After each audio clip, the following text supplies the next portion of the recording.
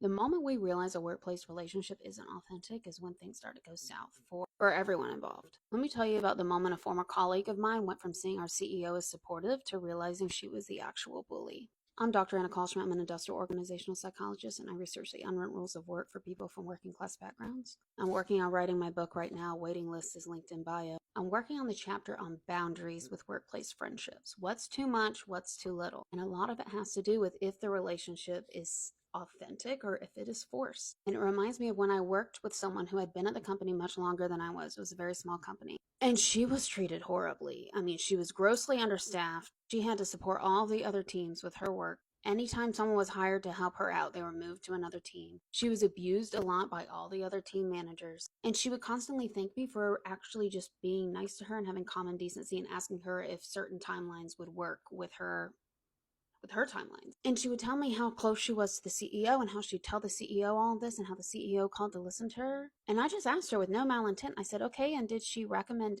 any course of action? Is she taking any actions? Are there consequences for the people bullying you? Is she hiring someone that she's going to keep on your team and not move them again?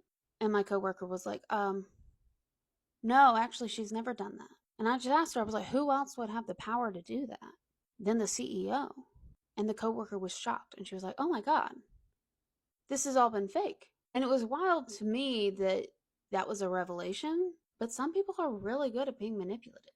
And once that manipulation is seen through, it's really hard for people to see the same again. And it can lead to turnover and burnout and marring your reputation and people not taking your advice on other things, especially if you're a business leader. There's a big push in the unwritten rules at work to focus more on the facade of what's happening than on what's actually happening. And that's very hard for people from working class backgrounds and for neurodivergence. And this kind of performative leadership doesn't exactly drive bottom line results. Having a burned out, backed up manager supporting all the other teams may have looked good on short term bottom line thoughts. But being a manager on all the other teams, I saw how frustrated the clients were at how long things were to get done. And they literally asked us why that person didn't have more support since so much hinged on their work. It's hard to know what you lose when you don't take opportunities to do better.